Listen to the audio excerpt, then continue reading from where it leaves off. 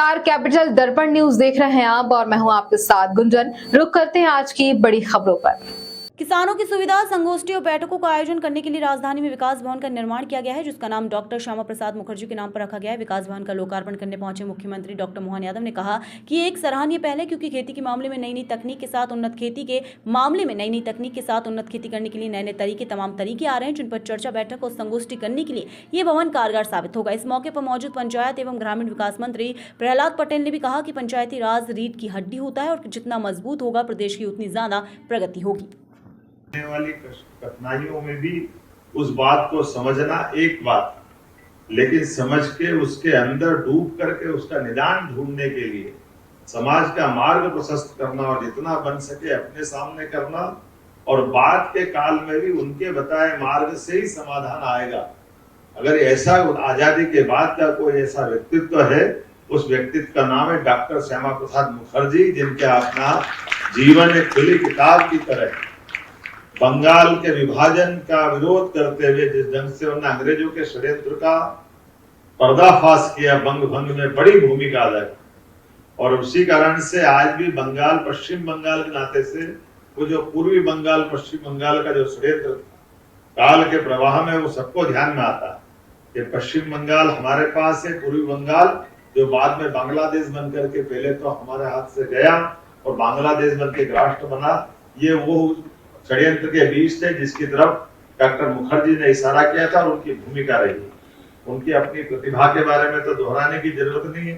33 साल की उम्र में वाइस चांसलर बनते हुए विद्वान व्यक्तित्व के धनी कम उम्र में वाइस चांसलर बने, और बाद के प्रवाह में भी कोई पहली बार अगर मंत्री बनता और वो भी भारत सरकार का मंत्री बने, ऐसे में उसकी सरकार के मंत्री पद के बजाय कल भारत को क्या कष्ट आने वाला है, हम केवल कल्पना मात्र कर सकते हैं कि युग दृष्टा ने कैसी अपनी दृष्टि दी होगी कि जिस धारा 370 के उस समय उनने देख लिया, उसके कष्टों की अगर वर्तमान में हम यथार्थ सुनाएंगे तो 40,000 निरपराध लोग देश में आजादी के बाद किसी राज्य के अंदर मारे गए।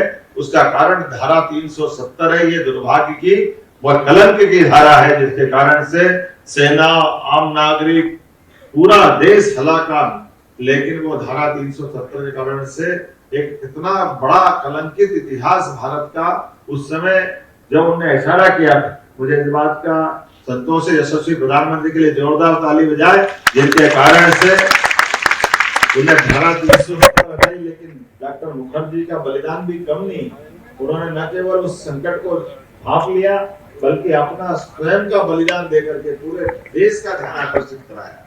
ये बड़ा अलग बात है कि आजादी के बाद दो व्यक्तित्व का ऐसा बलिदान हुआ है जिनके मृत्यु के रहस्य आज भी रहस्य है। उसमें पहला डॉक्टर मुखर्जी का, दूसरा हमारे पंडित दीनदयाल उपाध्याय जी का। दोनों महापुरुषों के शरीर कैसे छूटे, क्या घटना हुई, आज भी वो रहस्यों की पर्दों के अंदर है।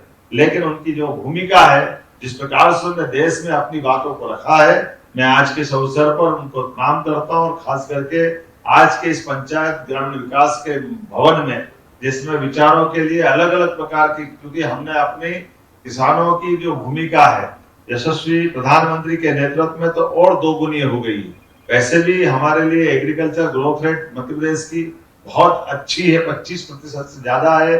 जिस प्रकार से हमारे अपने किसानों को बैठ करके बात करने का, विभिन्न समूहों को आकर के ये मंच देने का विभाग ने काम किया। मैं विभाग के मंत्री होने के नाते से माननीय प्रहलाद जी पटेल साहब को बधाई देता हूं, और उससे बड़ी बात जिसने आज का दिन का चयन हुआ, ये और आनंद की बात है। एक बार मेरी अपनी ओर से पुनः सबको बधाई, बहुत बहुत धन्यवाद। आज की खबर में इतना ही। बने रहिए हमारे साथ कैपिटल दर्पण न्यूज पर। नमस्कार।